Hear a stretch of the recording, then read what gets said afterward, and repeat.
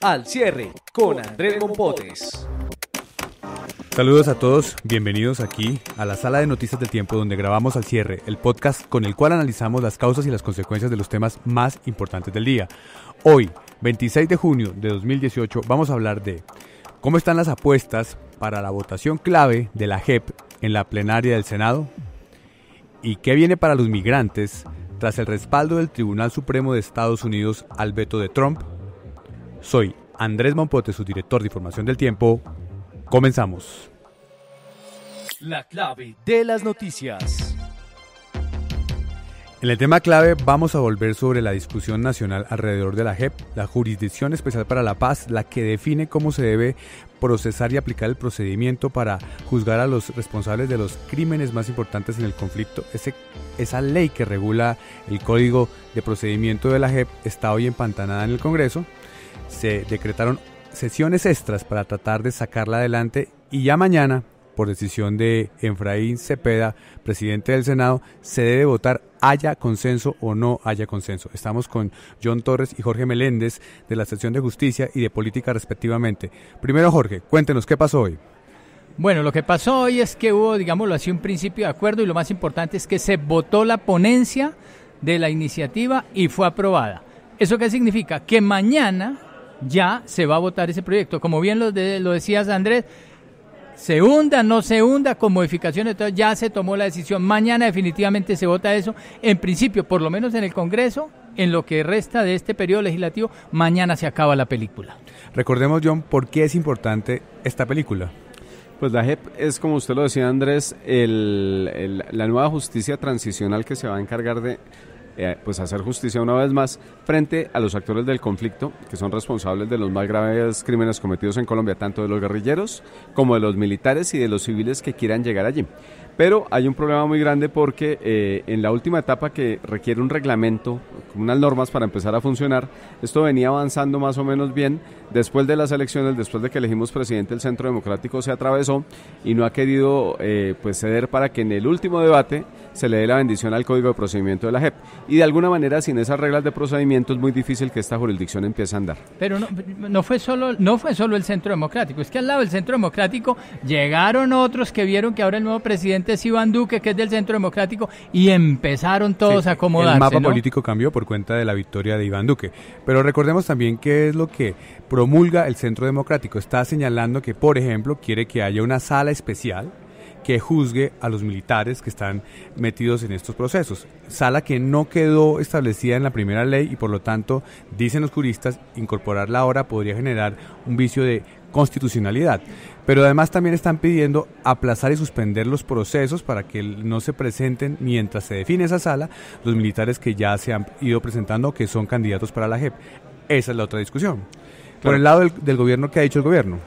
Pues el gobierno dice que esto es inconstitucional, que eso no se puede, que eso no tiene en este momento cabida en ese proyecto y por eso lo que ha salido a decir, no señores, ustedes no pueden meter eso. Es más, el presidente ayer les dijo que cambiar eso, modificar, por ejemplo, poner ese plazo para que los militares decidan meterse a la JEP, que eso eventualmente los dejaría en la mira de la CPI. Entonces, por ahora, ese tema el gobierno ha dicho no se puede. Hablemos ahora entonces de lo que viene. Ya está claro que mañana se vota. ¿Cómo llegan las fuerzas y qué factor adicional puede entrar en este juego, John?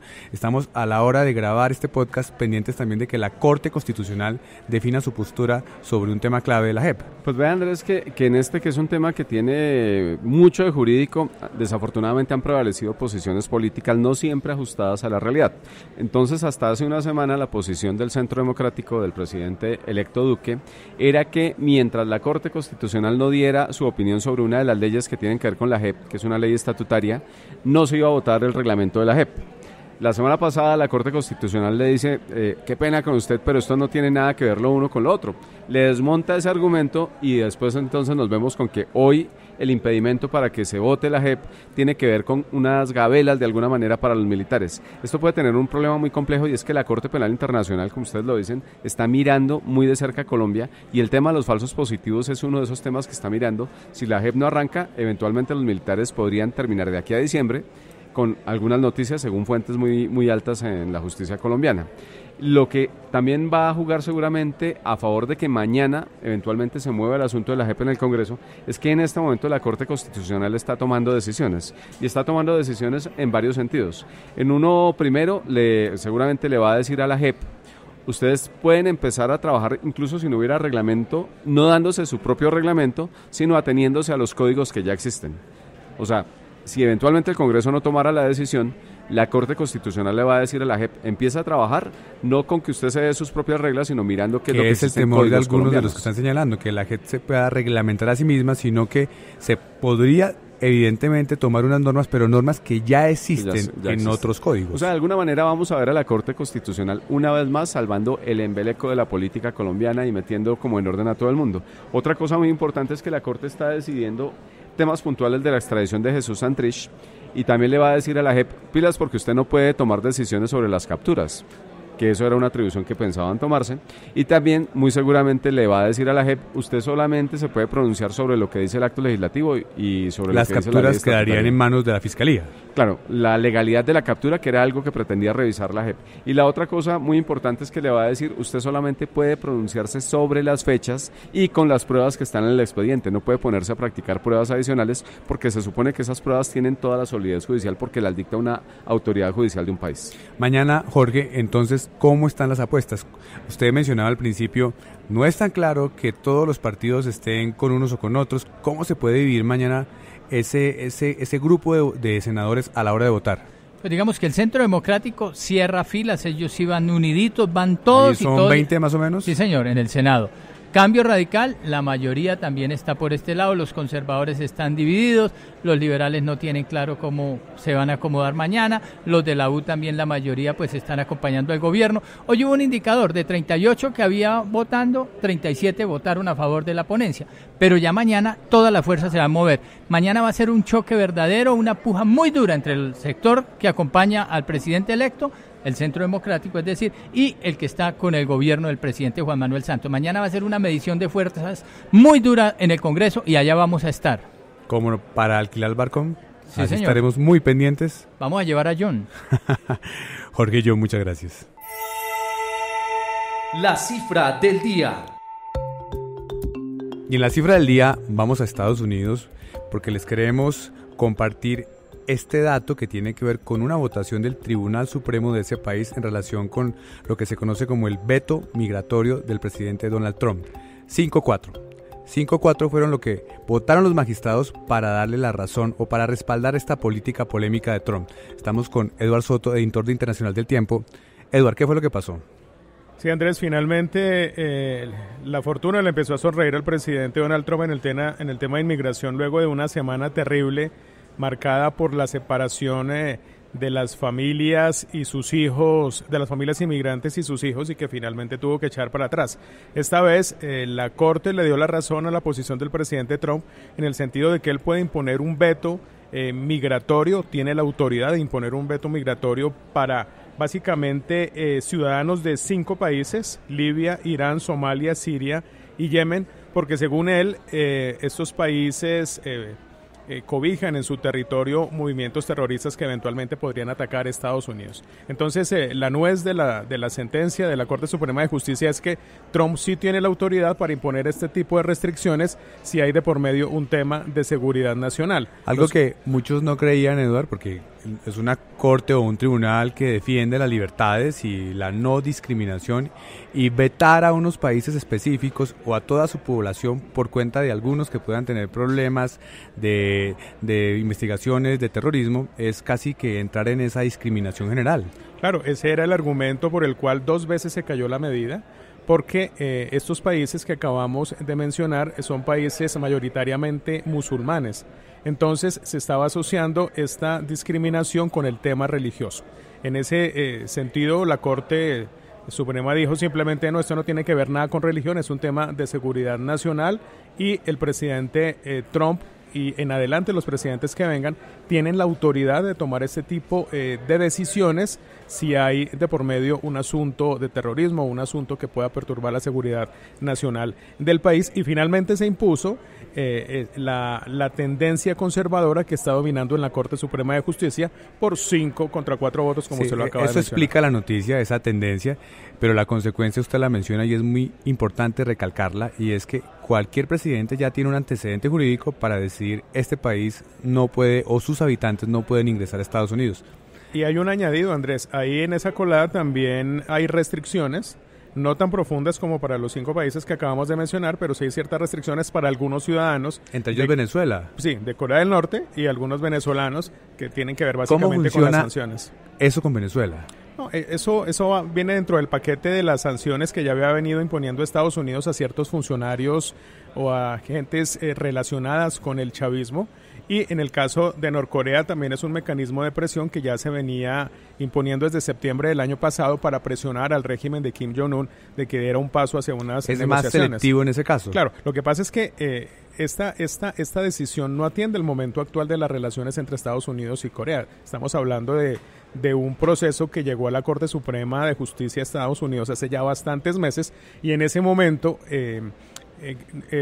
Corea del Norte era uno de los principales enemigos de Estados Unidos. Entonces, en ese sentido, esto ya tal vez quedó un poco desactualizado, pero en el caso de Venezuela no, porque continúan las sanciones. Eduardo, muchas gracias. Lo más leído en eltiempo.com.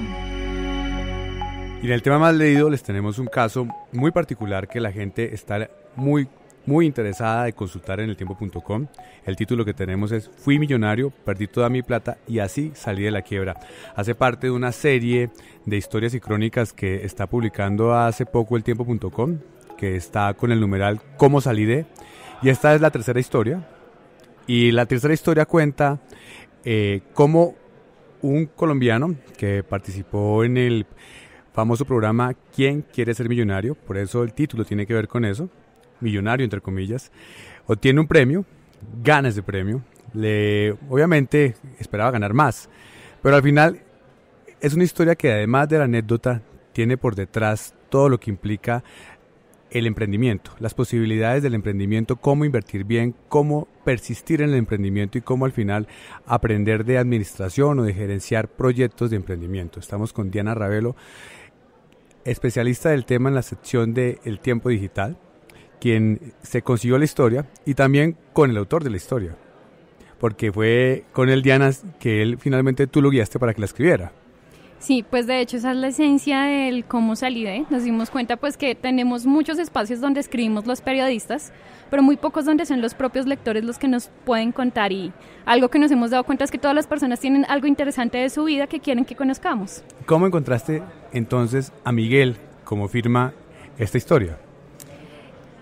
Es un compañero de trabajo y casualmente le estaba contando de toda la retroalimentación que hemos tenido en esta sección. Cada vez que tenemos una historia publicada nos llegan un mínimo de unas 20, 30 personas que nos envían por correo su historia y que quieren salir en este espacio. Y él me empezó a contar su historia. Le dije, ¿usted cómo salió? ¿Usted salió? ¿De qué salió? ¿Tiene algo que contar? Y empezamos de hecho a jugar a que cada uno dijera cómo había salido de. Y cuando él cuenta su historia, pues yo le digo, no, está perfecta, tenemos que contarla, es una historia que la gente tiene que conocer. Rápidamente, Miguel, porque vamos a seguir llamándote así, no quieres revelar tu nombre, y ¿qué hace que uno, después de pasar por esas experiencias, los invitamos a que lean la historia, termine sobreponiéndose y garantizando que al final uno tiene caminos distintos y esto se queda en una simple anécdota? Bueno, básicamente es como el dicho, hay más tiempo que vida. Hay gente que se queda como revolcándose en su desgracia, hay gente que aprende algo. Yo considero que en este caso fui de los que aprendió, no me quedé con un solo peso de todos de los 20 milloncitos que me gané. Eso han mencionado bastante que 20 millones no es mucho, pero bueno, en el 2014 se me hizo bastante. Pues es como y es un capital semilla para un emprendimiento. Por supuesto. Y tú cuentas, Miguel, en la historia que te tocó casi que hacer una carrera de administración de empresas, pero a las malas. ¿Por qué? Porque hice todo al revés. Hice todo lo que no se debe hacer, pero eso también sirve para uno aprender. Digamos como que hice el camino que no se debía para poder hacer el camino que sí se debe. ¿Y qué aprendiste? ¿Qué se debe hacer bien cuando uno quiere garantizar que una iniciativa marche por buena ruta? Bueno, desde mi punto de vista hay 3 cosas básicas. Cualquier producto o servicio que uno vaya a ofrecer y vaya a empezar desde cero, debe tener un mentor, una persona que ya haya pasado por ese camino y le sirva a uno como por aquí no te metas y así no se pega tanto como yo me pegué. Sea lo que sea comida rápida como intenté hacer yo, sea una cosa de finanzas personales o no sé, ropa. Siempre hay gente que ya recorrió ese camino, que también fue emprendedor, y la verdad es que la gente no es como mezquina con el conocimiento, es más bien como que saben qué se siente y quieren ayudar. Obviamente, pues, dentro de la medida de lo posible. La otra cosa que yo diría, escriba todo, páselo, fíltrelo bastante, no se quede tanto en la planeación, finalmente ejecute, que es muy importante, es la otra cosa que diría. Pero sí es muy importante la planeación. Muchas veces la gente como que se lanza a lo maldita sea y después se pregunta, así como me pregunté yo, la ¿qué gente pasó? cree que solamente con el empuje y el entusiasmo es suficiente. No, y después hablando con varios amigos, ya cuando se convirtió en una anécdota decíamos, uno cree que lo que necesita es plata y no. Yo conozco gente que sin un peso ha hecho millones de pesos. A partir de una idea, saber vender la idea y definitivamente ser organizado con esa idea. Bueno, enseñanzas interesantes. Diana, ¿qué historia sigue más adelante en Cómo Salí de? ¿Qué historia sigue? Tenemos una lista de nuestros lectores sugeridos. Adelántenos Tenemos, algo. por ejemplo, una de una persona que cayó escalando una montaña, cayó desde 24 metros y sobrevivió. Tenemos otra historia de 2 mujeres que están luchando contra el cáncer, que ya son 3 las batallas juntas que le han ganado el cáncer, y que además es curioso que mientras una ya es una mujer mayor de edad, la otra es una jovencita. Entonces es como ellas 2 han tenido la misma lucha. ¿Cuándo vienen esas historias? Esta publicación está saliendo cada 15 días, 8 días, según la intensidad con la que participan nuestros lectores, así que esperamos la otra semana estarles contando. Y ahora que me lo pregunta, la otra semana precisamente tenemos un experimento que es nuestro primer Cómo Salí de humor. ¿Cómo así de humor? Tenemos 2 personas que son padres primerizos y nos van a contar a modo de chiste cómo salieron ellos o cómo sobrevivieron a su primer hijo. Muy interesante. Diana, Miguel, muchas gracias. Lo que viene para su información. Y en lo que viene, acabamos de invitar a Orlando Asensio, que estaba concentrado en esa pantalla cerrando sus páginas, y la edición digital también del Tiempo, en el especial que tenemos sobre el Mundial, para que hablemos de la programación de mañana. Pero antes de hablar de la programación de mañana, Orlando, pasó Argentina. Messi quedó dentro del Mundial. Yo soy de los que pienso que es mejor un Mundial con Messi que sin Messi. Por supuesto, y más allá de que le sigue faltando mucho fútbol a Argentina, pues apareció el genio, marcó el gol, el primero, el que abrió el camino. Sufrió mucho Argentina, apareció 2 veces el VAR, una para darle un penal a Nigeria y otra para negarle otro. El primero un poquitico dudoso, pero pues... ¿Usted cree que fue penalti? Para mí no es. El primero no es. O sea que el VAR tampoco es infalible. No, ayer en redes sociales comentábamos el tema y de nada sirve tener una ayuda tecnológica mientras el criterio del árbitro siga siendo el que define. Lo que le pasó a Wilmar Roldán también en el partido Arabia-Egipto, que da un penal, no era falta, va y mira la jugada en la pantalla y sin embargo se queda con lo que vio en primera instancia. Y aquí pasa lo mismo. Yo creo que al final, perdón Orlando, eso le pasó factura a Roldán. Yo creo que por eso ya no continúa pitando, por lo menos como árbitro central. El viernes, después de que termine la primera ronda, se hace un primer corte de árbitros también eliminan algunos. Y es muy posible que tanto Roldán como Enrique Cáceres, el paraguayo, que también tuvo un tema en el partido de Portugal, que dejó de expulsar a Cristiano Ronaldo, es muy posible que esos 2 árbitros no continúen, y algunos otros. Va a haber un corte y se dejan ya los grupos arbitrales que van a encargarse de las instancias definitivas del torneo. Bueno, hablemos de mañana. ¿Qué veremos mañana? Bueno, tenemos el grupo F primero a las 9 de la mañana. Un grupo F bien complicado porque a pesar de que México lleva 6 puntos y ha ganado los 2 partidos, se puede quedar por fuera. Así es. la lógica de ese grupo? La lógica de ese grupo indica que México va a jugar contra Suecia, que tiene 3 puntos, si gana Suecia y si Alemania le gana a Corea del Sur, habría un triple empate en 6 puntos y México, si la diferencia de goles no lo favorece, podría quedarse afuera. O el tema disciplinario, que es el último ítem de desempate, también podría sacarlo de... El famoso fair play. El famoso fair play, los puntos del fair play. Entonces, ese grupo está bastante complicado.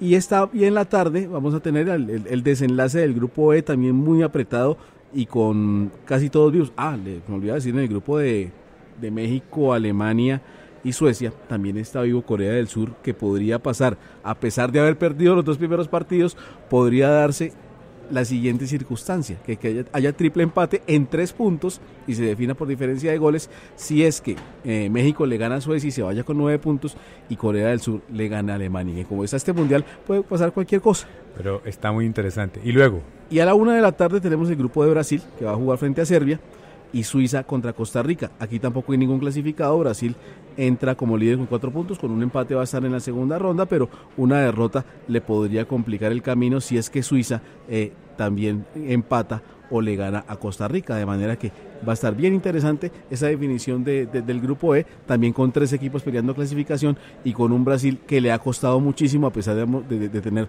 un poquitico más de fútbol que Argentina, también le ha costado mucho avanzar en este mundial. Bueno, lo bueno de esto es que no nos podemos quejar de tener un mundial aburrido. No, el mundial está buenísimo y además lleno de sorpresas, aunque fíjese que a pesar de todo lo que todo lo que ha pasado, de todas las sorpresas que ha habido, lo que pasó con Argentina con Islandia, la goleada que tuvieron los argentinos, que Brasil no hubiera ganado su primer partido, la derrota de Alemania, todo se va más o menos encauzando a la lógica que planteábamos antes de que comenzara el mundial. Ya Argentina clasificado, Brasil cerca de hacerlo con un empate, Alemania depende de sí mismo para meterse si es que golea a Corea, y eso le ayudaría a la diferencia de goles, así haya un empate triple a 6 puntos. Lo que pasó con Colombia y la derrota en el primer partido, que ya el segundo todavía lo siguen elogiando lo bueno que hizo la selección frente a Polonia. Entonces ya más o menos, a pesar de que dio muchas sorpresas, el mundial se ha ido encarrilando hacia lo que más o menos esperábamos al comienzo. Orlando, muchas gracias. Muchas gracias.